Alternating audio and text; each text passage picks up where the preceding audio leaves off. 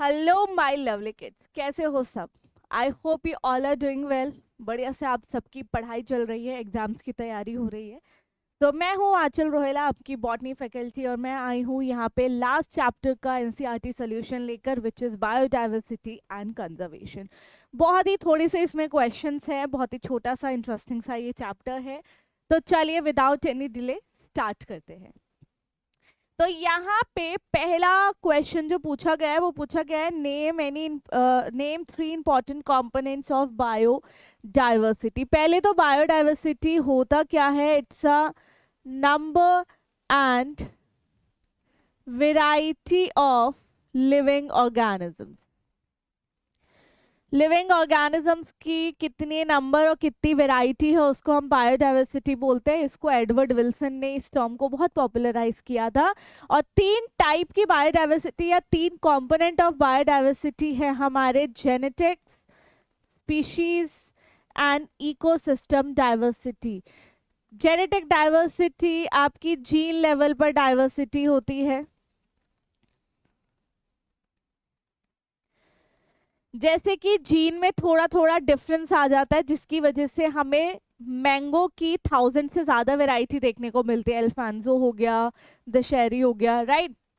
तो क्यों उनकी इतनी वैरायटी देखने को मिलती है? क्योंकि एक जीन में जरा सा डिफरेंस आ रहा है। And then species diversity, it is diversity at species level. Species के लेवल पर डाइवर्सिटी है। जैसे वेस्टर्न घाट्स हमारे हो गए, उसमें ज़्यादा एम्फीबियन की स्पीशीज मिलेंगी then Eastern Ghats. Then ecosystem diversity या इकोलॉजिकल डाइवर्सिटी हम इसको बोल सकते हैं। इसको आप इकोलॉजिकल डाइवर्सिटी बोल दीजिए, ठीक है।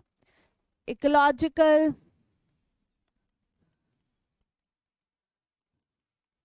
डाइवर्सिटी ये आपकी हो गई डाइवर्सिटी एट इकोसिस्टम लेवल। यानी इकोसिस्टम्स में क्या डाइवर्सिटी है? जैसे इंडिया में बहुत तरीके के इकोसिस्टम है हमारे अंदर। रेगिस्तान भी मिल जाएंगे और ट्रॉपिकल फॉरेस्ट भी मिल जाएगा, राइट। कोरल रीफ्स भी मिल जाएंगे। तो इंडिया में काफ़ी वैरायटी ऑफ इकोसिस्टम है as compare to place like न्यूयॉर्क, York, right we can say a place like Norway. So yes, India has more diversity at ecosystem level. तो ये कुछ 3 टाइप्स की आपकी बायोडाइवर्सिटी है। यहाँ पे मैं 5 सेकेंड दे रही हूँ, जल्दी से देखिए इसको। आज बहुत ही होमवर्क में मैंने 2 इंटरेस्टिंग क्वेश्चंस दिए हैं, मजा आएगा आपको क्वेश्चंस करने में। साथ साथ उनके आंसर्स भी मैंने लिख दिए हैं, बट पहले आप बिना चीटिंग के वो आंसर्स लिखेंगे, फिर चेक करेंगे। चलिए, how do ecologist estimate the total number of species present in this world? वो कैसे पता लगाते हैं? तो वो क्या करते हैं? स्टेटिस्टिकल कंपैरिजन करते हैं between a species richness of well studied group of insect. यहाँ पे ट्रॉपिकल और टेम्परेट रीजन दोनों में पढ़ेंगे, और फिर उसको एक्स्ट्रापोलेट यानी उसको बेसिकली आगे जाके कंपेयर करेंगे कि उसके कंपैरिजन में कितने प्लांट और एनिमल स्पीशीज हैं, और उसको इस्तेमाल किया जाता है to calculate the total number of species present on this earth, right. And Robert May ने ऐसे ही एस्टिमेशन करके पता लगाया है, मतलब उन्होंने एस्टिमेशन दिया है कि there are about 7 million species on this earth, जिसमें से हमने रिकॉर्ड कितनी की है अभी तक?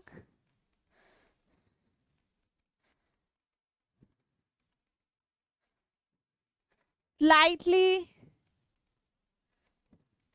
मोर देन 1.5 मिलियन। तो रॉबर्ट मैंने बोला है कि 7 मिलियन स्पीशीज है, और उसमें से हमने सिर्फ लगभग 1.7 मिलियन स्पीशीज ही अभी तक रिकॉर्ड की है। चलिए, so this is how ecologist calculate the total number of species. वो ट्रॉपिकल और टेम्परेट दोनों का कंपेयर करके, दोनों का निकाल के, फिर दूसरे स्पीशीज से भी कंपेयर करके पूरा एक डेटा हमें देते हैं। चलिए फटाफट से देखिए, 5 सेकेंड्स दे रही हूँ यहाँ पे।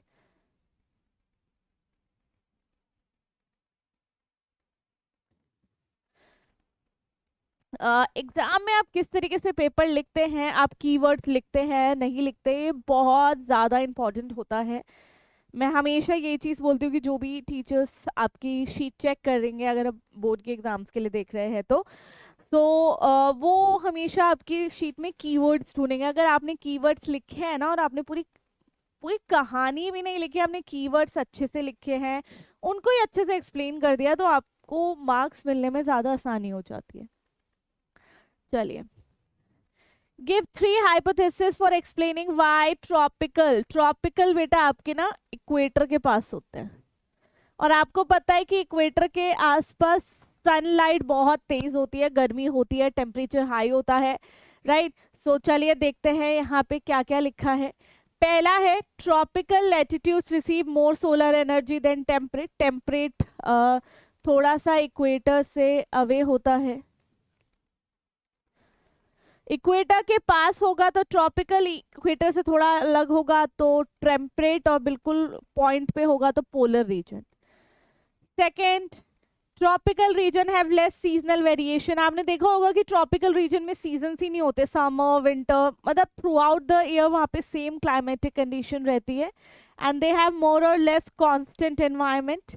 This promote the niche specialization and high species richness, right. Niche क्या होता है, इसको बेटा नीश प्रोनाउंस करते हैं। इसका मतलब है ये हमें किसी स्पीशीज की जगह बताता है एक इकोसिस्टम में, कि उसकी क्या जगह है, वो क्या क्या रिसोर्सेज यूज करती है, उसकी क्या पोजीशन है इस पूरी दुनिया में, इस इकोसिस्टम में, उसको हम नीश बोलते हैं। तो niche define the position of any species, right, and the types and the variety of resource they utilize. तो ट्रॉपिकल रीजन लेस सीजनल है, ज़्यादा वेरिएशन होती नहीं है, सीजन आते नहीं है, through out the year same constant climatic condition रहती है, तो स्पीशीज भी अच्छे से इवॉल्व हुई, डेवलप हुई।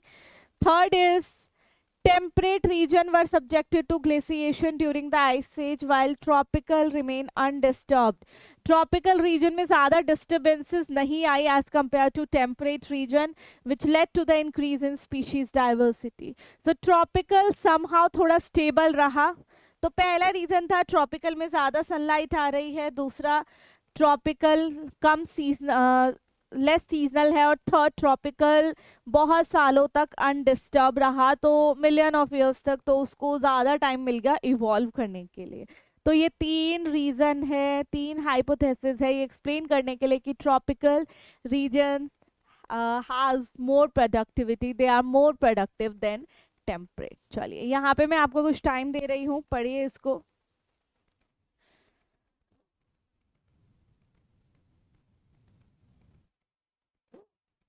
फटाफट से।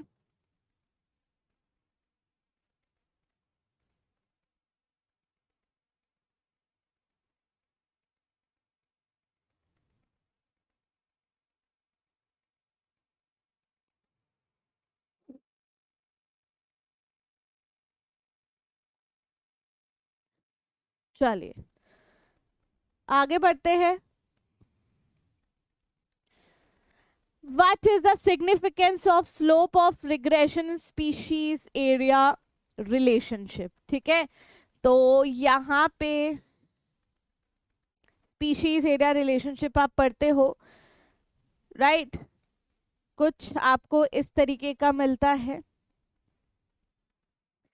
S is equal to CA/Z, और उसको लॉग में देखते हैं तो कुछ इस तरीके से होता है, right. log S is equal to log C plus Z log A, ठीक है।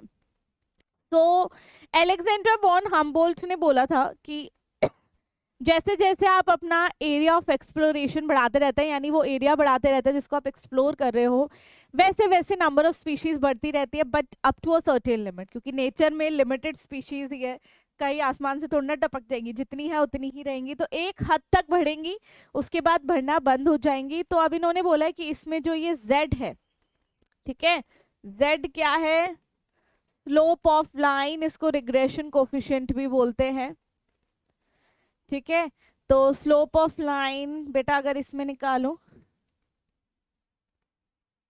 तो ये स्लोप ऑफ लाइन आपका होता है। ठीक है, तो स्लोप ऑफ लाइन हमें बताता है कि भाई जितना ज्यादा एरिया होगा उतना ज्यादा स्लोप ऑफ लाइन होगा, उतना ज्यादा ये स्टीपर ऊपर की तरफ उठती जाएगी लाइन, राइट। सो जितना ज्यादा z की वैल्यू उतना ज्यादा एरिया उतना ज्यादा स्टीप होता रहेगा, चढ़ाई होती रहेगी ऐसे, ठीक है। सो यहाँ पे देखते हैं the slope of regression which is z और regression coefficient makes it easier to measure the species richness. For a limited area like a country, it give a constant value 0.1 से 0.2 तक जनरली इसकी वैल्यू रहती है। लेकिन अगर आपका बहुत बड़े एरिया में हम देख रहे हैं तो उसकी वैल्यू बढ़ जाती है, राइट। अगर छोटे एरिया में देख रहे हैं तो 0.1 से 0.2 में रहती है, अगर बड़ा एरिया देख रहे हैं तो 0.6 से 1.2 होती है। तो इससे है more the area of exploration, जितना ज्यादा आप एरिया बढ़ाते रहेंगे, ये एक हद तक ही होगा वैसे, more will be the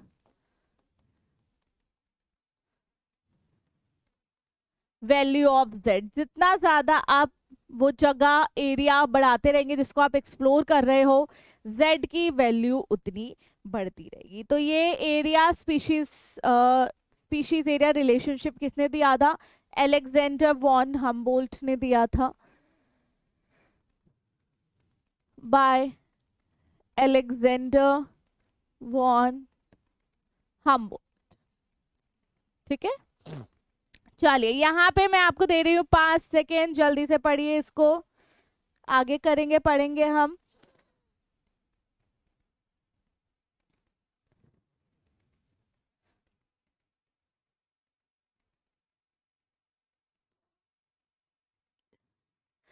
Five more seconds.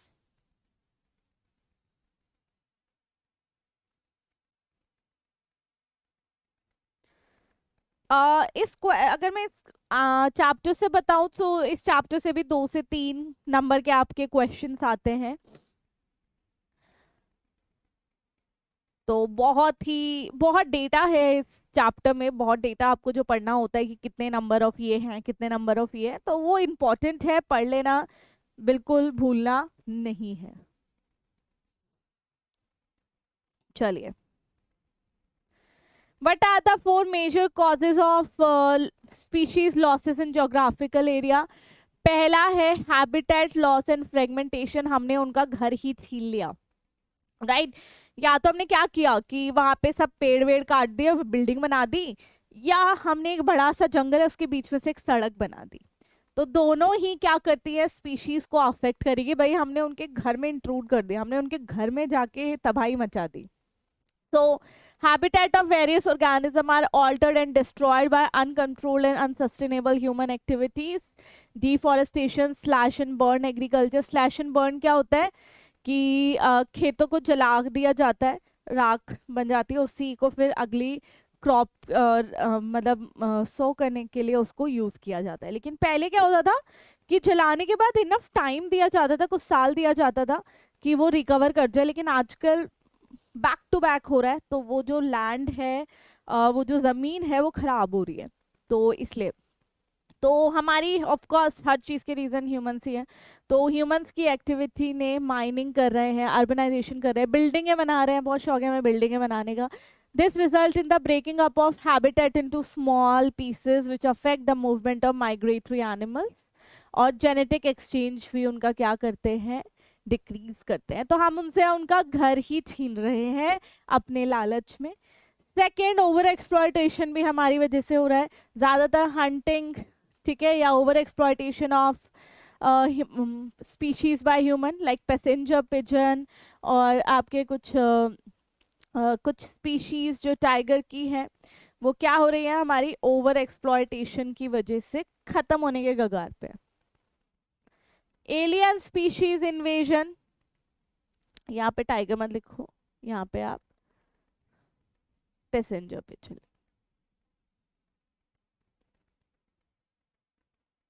इसके बाद है एलियन स्पीशीज इन्वेजन, कि बाहर से कोई स्पीशीज लाके हमने अपने यहाँ पे इंट्रोड्यूस की और उसने खतरा पहुंचा दिया हमारे ही यहाँ की स्पीशीज को। Accidentally intentional introduction of non-native species into habitat has lead to the decline or extinction of indigenous species. जैसे नाइल पर्च को इंट्रोड्यूस किया था लेक विक्टोरिया में, अफ्रीका में, ठीक है, और जिसकी वजह से वहाँ की किक्लिड फिश जो है उनको हार्म पहुंचना शुरू हो गया था।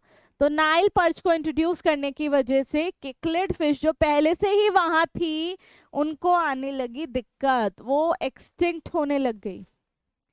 फोर्थ, को एक्सटिंक्शन, कि भाई एक जना गया तो दूसरा भी मर जाएगा, दूसरा भी एक्सटिंक्ट हो जाएगा। जैसे प्लांट एनिमल पे डिपेंडेंट है पॉलिनेशन के लिए, तो अगर वो एनिमल मर गया तो प्लांट भी मर जाएगा, अगर प्लांट मर गया तो एनिमल भी मर गया, दोनों एक दूसरे के ऊपर को डिपेंडेंट है। So in a native habitat, one species is connected to other, right? And extinction of one species led to the extinction of another. Like extinction of host will cause the extinction of parasite, or extinction of plant will cause extinction of pollinator. ठीक है, तो ये दूसरा भी इन्होंने example दिया है, जैसे हमें पैरासाइट इन्फेक्ट करते हैं और हम मर गए तो वो पैरासाइट कहाँ जाएंगे, किसको इन्फेक्ट करेंगे? तो बेसिकली हम उनको जिंदा रख रहे हैं, कोई भी होस्ट अपने पैरासाइट को जिंदा रख रहा है। सो दिस इज को एक्सटिंक्शन। तो ये कुछ एग्जाम्पल हैं आपके, कुछ मेजर कॉजेज है जिसकी वजह से हमें बायोडाइवर्सिटी लॉस देखने को मिल रहा है।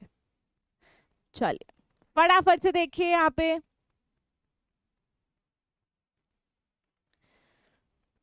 क्विकली 5 सेकेंड दे रही हूँ यहाँ पे।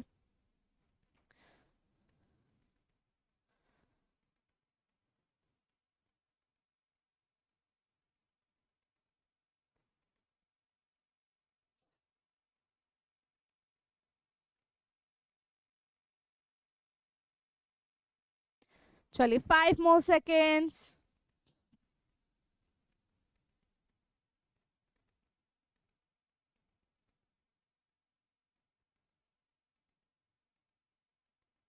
चलिए,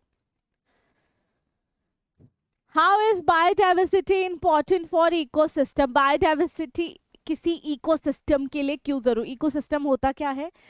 जहाँ पे भी बायोटिक और एबायोटिक कंपोनेंट इंटरेक्ट करते हैं उसको हम इकोसिस्टम बोलते हैं, यानी जहाँ पे प्लांट, एनिमल, आपके माइक्रोब्स, आपकी हवा, पानी, टेम्परेचर, लाइट, ये सब हो उसको हम इकोसिस्टम बोलते हैं। सो बाय जितना ज़्यादा वेराइटी होगी स्पीशीज़ की उतनी प्रोडक्टिविटी होगी, उतना खाना बनेगा, ज़्यादा एफिशिएंट होगा एनर्जी और मैटर को रिसाइकल करने में, एनर्जी को, और मूवमेंट हम इसको लिख सकते हैं, movement of energy and matter और न्यूट्रिएंट्स और एनर्जी की मूवमेंट अच्छे से होगी, राइट? और it has many alternative pathway for survival under diverse condition, right? वो अलग अलग जगह दे, अलग अलग रास्ते देगा कि कैसे सर्वाइव किया जा सकता है। And rich biodiversity provide alternate availability at each trophic level. अगर बायोडाइवर्सिटी ज़्यादा होगी तो जैसे बार बार मैं बताती हूँ, स्पैरो है, तो अगर उसको सीड मिल गई प्लांट से तो वो सीड खा लेगा, उसको कीड़े मिल गए तो कीड़े खा लेगा। तो यहाँ पे जितना ज़्यादा वैरायटी होगी ऑर्गेनिज्म को उतने ज़्यादा खाने के सोर्सेज मिलेंगे। So yes, because every organism is linked in a food chain and interact with abiotic environment in such way to keep the natural cycle going on and make the ecosystem self-sustaining unit. किसी भी link का disappearance हो जाएगा तो यहाँ पे eco, अगर हमारा डाइवर्सिटी नहीं हुई तो बहुत अफेक्ट करेगा, लेकिन अगर डाइवर्सिटी अच्छी हुई तो अगर एक लिंक गायब हो गया, या चलो मैंने बोल दिया एक स्पीशीज गायब हो गई, तो वो फिर भी सरवाइव कर सकता है। समझ लो कि अगर कीड़े गायब, मतलब कीड़ा गायब हो गया वो, तो स्पैरो बीच पे सरवाइव कर सकती है, राइट? सो यहाँ पे ये है हमारी इंपॉर्टेंस कि why biodiversity is important for ecosystem की फंक्शनिंग। इकोसिस्टम फंक्शन करने में वो हमारे कैसे मदद कर रहा है, राइट? चलिए नेक्स्ट में जाते हैं, इसमें तो आपको क्या ही करना था। What are sacred groves? What are their role in conservation? Sacred grove बेटा एक जगह है, एक एरिया है फॉरेस्ट में जिसको पूजा जाता है, वहां से कुछ भी काटने पीटने की अलाउड नहीं है, कोई भी पेड़ को नुकसान नहीं पहुंचाता, लिटरली वर्शिप किया जाता है. So sacred grove are the forest patches around the places of worship which are held in the high esteem by tribal community. They are the most undisturbed forest patches which often surrounded by highly degraded landscape. They are found in several parts like Karnataka, Maharashtra, Rajasthan, Madhya Pradesh, Kerala, Meghalaya.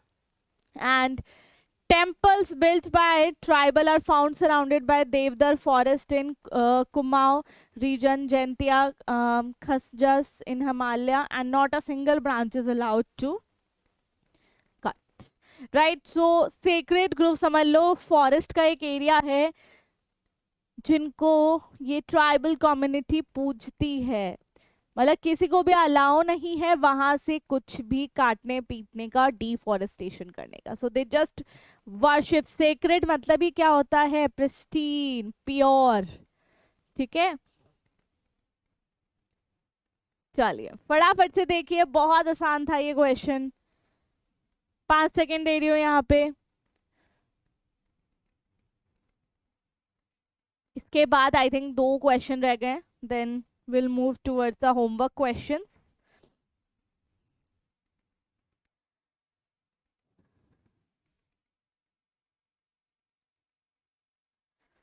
The species diversity of plant is only 22%, where animal की more than 70% है. Why? Right? So यहाँ पे लिखा है species diversity refers to the variety of species within a region. किसी region में species की diversity जो कि प्लांट में कम है एज कम्पेयर टू एनिमल. क्यों? क्योंकि there is a greater dispersal and more number of surviving individual. Most animal possess simple and complex nervous system. Animal में सिंपल से लेके कॉम्प्लेक्स नर्वस सिस्टम होता है, तो वो हर एक्टिविटी को कंट्रोल और कोऑर्डिनेट कर सकते हैं, चाहे कोई कीड़ा ही क्यों ना हो. They possess receptors to receive against them. Most of their responses are adaptive and ensure their survival in the changing environment. Change भी होता है तो उनका नर्वस सिस्टम, उनका कंट्रोल एंड कोऑर्डिनेशन उनको मदद करता है कि चेंजिंग एनवायरनमेंट में कैसे अडेप्ट करना है. And therefore they have evolved to reveal much higher species diversity than plant. तो बेसिकली नर्वस सिस्टम. और इंसेक्ट की बात भी कर सकते हैं. इंसेक्ट में आपकी काइटिन की आपकी लेयर होती है, एक्सोस्केलेटन होता है, जिसकी वजह से वो ज़्यादा डाइवर्सिफाई कर पाए. आपको पता है ये insect are the most dominant animal. Insect सबसे ज़्यादा डोमिनेंट एनिमल है. यहाँ तो मैंने एक रीज़न लिखा है, राइट? चलिए, तो यहाँ पे हमने ये रीज़न लिखा है कि animals they have simple to complex nervous system. कुछ में सिंपल होता है, कुछ में बहुत ही कॉम्प्लेक्स नर्वस सिस्टम होता है, लाइक अस.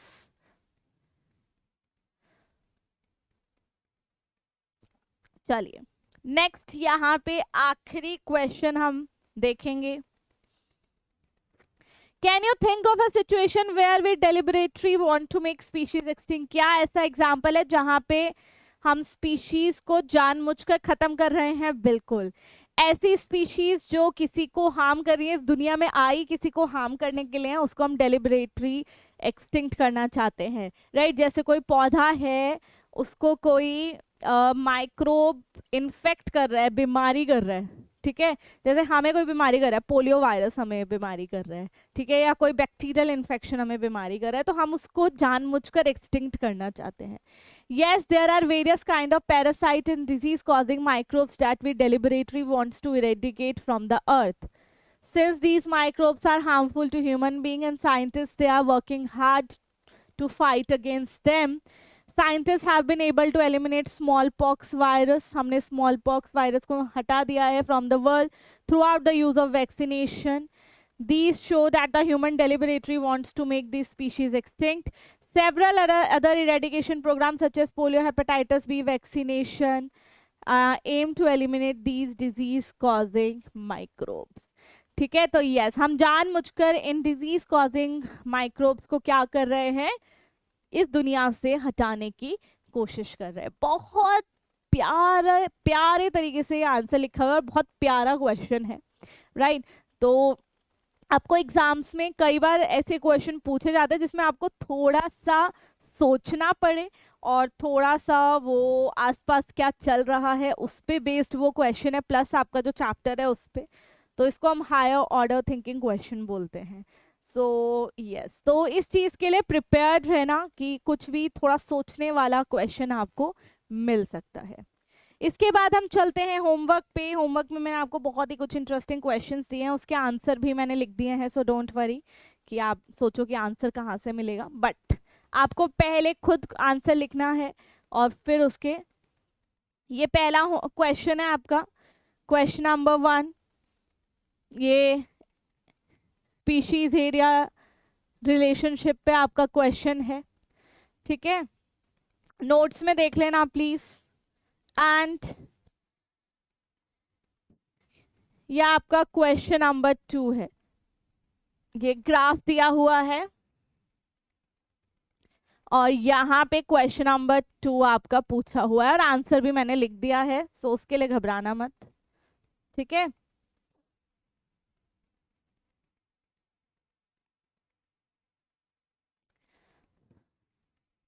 चलिए, सो ये 2 क्वेश्चन मैंने दिए हैं, ये वाला क्वेश्चन है और ये वाला क्वेश्चन है, आंसर भी दिया है, तो सोचना, देखना और मुझे बताना, ठीक है। ये भी क्वेश्चन है उसी में से। तो मुझे उम्मीद है कि आखिरी चैप्टर आपको बहुत मज़ेदार लगा। जो होमवर्क है नोट्स में क्वेश्चन देख लेना और उसके आंसर लिखना, बहुत ही बढ़िया मैंने यहाँ पे क्वेश्चन दिए हैं। तो मिलते हैं कभी और, till then take care and I wish you all the best. आपके एग्जाम्स के लिए खूब अच्छे से पढ़ाई करो, खूब अच्छे मार्क्स लाओ and make us proud. Bye everyone.